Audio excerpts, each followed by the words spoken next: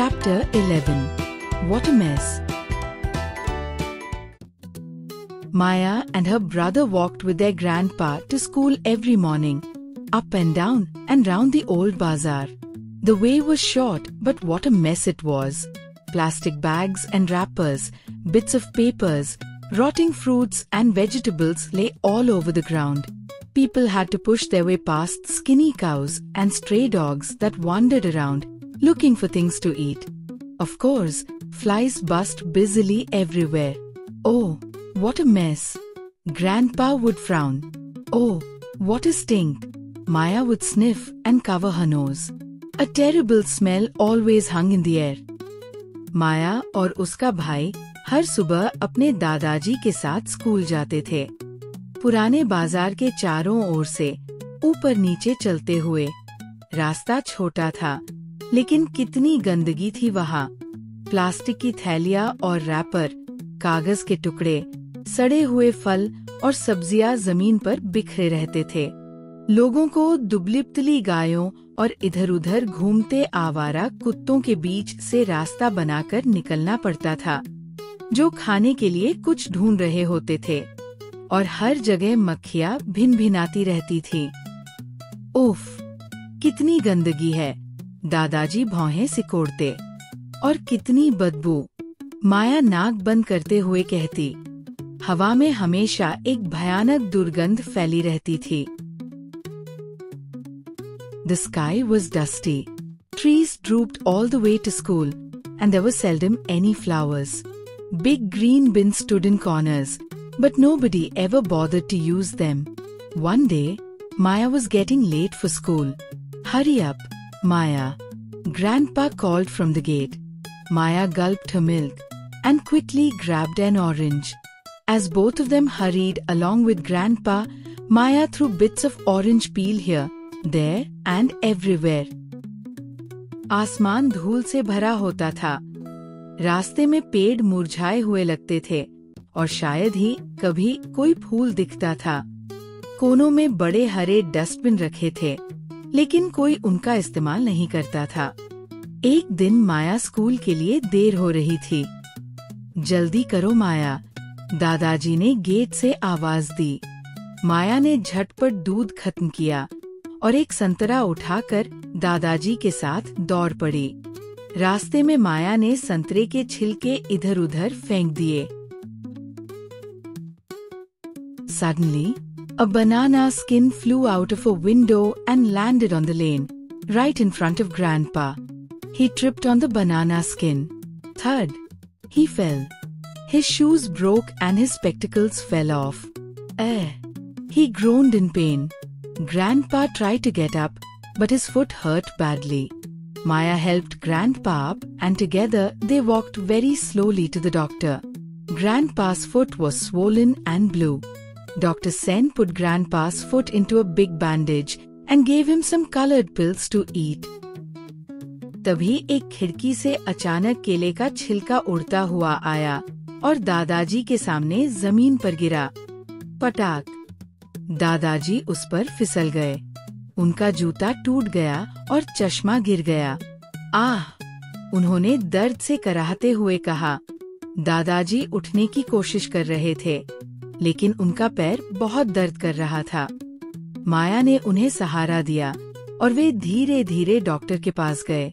डॉ सेन ने उनका पैर पट्टी से लपेटा और कुछ रंग बिरंगी गोलियां दी। Maya didn't go to school that day. Back home, she stared out glumly from the bedroom window. All of a sudden, a strong wind began to blow and sent everything flying. Bits of papers, dirty rags, rotten eggs, plastic bags, banana skins, all twirled and danced around in the air. They blotted out the sun and it grew quite dark. Now everything swirled round and round faster and faster spirally, like a giant funnel. A fearful wail filled the air. Ew! Grandpa! Maya opened her mouth to scream, but her voice simply froze in fright. Suddenly, there was a loud thud. Maya was stunned. उस दिन माया school नहीं गई। वो घर की खिड़की से उदास होकर बाहर देख रही थी। तभी तेज हवा चलने लगी और चारों तरफ की गंदगी उड़ने लगी। कागज, गंदे कपड़े, सड़े अंडे, प्लास्टिक बैग, केले के छिलके, सब कुछ हवा में घूमने लगा। सूरज छिप गया और अंधेरा छा गया। अब सब कुछ तेजी से गोल गोल घूमने लगा, जैसे कोई विशाल बवंडर। ईयू, डरावनी आवाज चारों ओर गूंजने लगी। दादाजी! माया चिल्लाना चाहती थी, पर डर के मारे उसकी आवाज ही रुक गई। The great big spiral of garbage had stopped spinning. Everything fell down with a huge clatter and settled just outside the window. The pile of rubbish grew outside bigger and bigger. Maya wrinkled her nose and held it tight. Oh, what a mess! How this stinks! She was close to tears. An orange peel slipped inside and fell on Maya's head. She brushed it off in alarm. Next, she dodged an empty can that flew close by. Maya closed the window as fast as she could. Next, a clanking and clattering sound grew louder and louder in the distance. Maya gaped in wonder. Big green bins appeared in a line. They did a clumsy jig as they chanted. गंदगी का वह बवंडर अचानक रुक गया। सब कुछ जोर से जमीन पर गिरा और एक बड़ा कचरे का ढेर खिड़की के बाहर बन गया। माया ने नाक सिकोड़ ली। उफ, कितनी बदबू! एक संतरे का छिलका उसके सिर पर गिरा। उसने घबराकर उसे हटाया। फिर एक खाली कैन उसकी तरफ आई। वह झुककर बची और खिड़की तुरंत बंद कर दी। अब दूर से खड़खड़ाती आवाज आने लगी। माया ने देखा, बड़े हरे डस्टबिन की कतार आ रही थी। वे अजीब ढंग से नाचते हुए गा रहे थे। I eat rubbish. I drink rubbish. I love rubbish. Use me. The dustbins reached out for big handfuls of peels and cans, rags and bags, and filled themselves up. Very soon, all the bins were full. There was no rubbish left anywhere. The big green bins trotted away slowly, still singing in a merry chorus. Use me! Use me! Maya could not believe what she saw. The path she always took to school did not look the same. The ugly mess had all gone. The sun shone brightly on green trees, and fresh flowers bloomed everywhere. Butterflies and bees flitted around happily. Grandpa! Oh, Grandpa! Maya raced in excitedly. Come here and take a look, Grandpa. मैं खाता हूँ कचरा, मैं पीता हूँ कचरा, मुझे पसंद है कचरा, मुझे इस्तेमाल करो। डस्टबिन संतरे के छिलके, कैन, गंदे कपड़े और प्लास्टिक बैग उठाकर खुद को भरने लगे। जल्दी ही सब डस्टबिन भर गए और वहाँ कोई भी गंदगी नहीं बची। डस्टबिन गाते हुए धीरे धीरे दूर चले गए। मुझे इस्तेमाल करो, मुझे इस्तेमाल करो। माया को अपनी आँखों पर विश्वास नहीं हुआ। स्कूल जाने वाला रास्ता अब साफ सुथरा और सुंदर लग रहा था। पेड़ों पर हरी पत्तियां चमक रही थीं और हर जगह फूल खिले थे। तितलियां और मधुमक्खियां खुशी से उड़ रही थी। दादाजी! ओ दादाजी! माया दौड़ती हुई आई। आइए और जरा देखिए।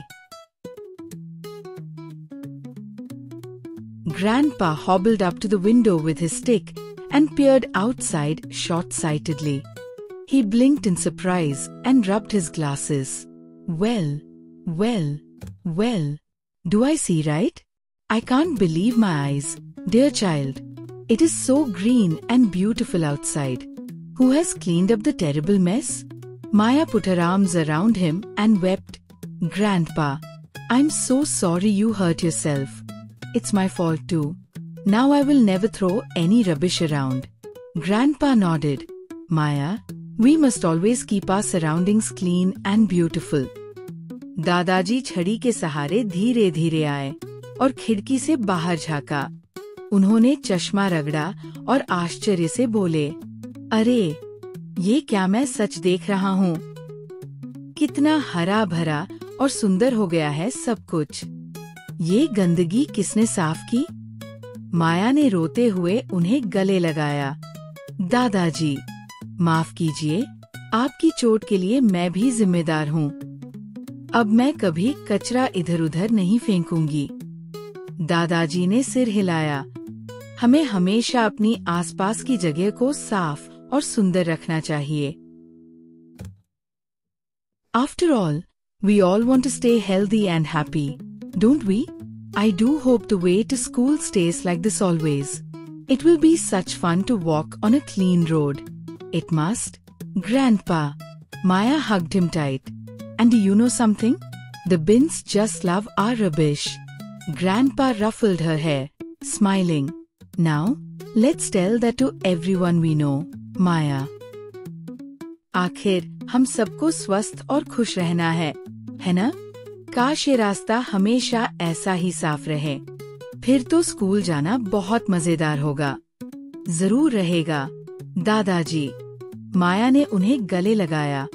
और पता है, डस्टबिन को तो हमारा कचरा बहुत पसंद है। दादाजी मुस्कराए और माया के बालों को सहलाया। तो चलो, ये बात सबको बताते हैं, माया। If we all use the bins, then there would be no mess. Stray animals would not choke on plastic bags and bottles. And nobody would ever trip and fall. Dear girl, do you know I feel much better already? I just can't wait to walk again. अगर हम सब dustbin का सही इस्तेमाल करें, तो न गंदगी होगी, न जानवर प्लास्टिक खाएंगे, और नहीं कोई फिसल कर गिरेगा। और जानती हो, मुझे अब पहले से बेहतर लग रहा है। अब और रुक नहीं सकता, चलने के लिए तैयार हूँ।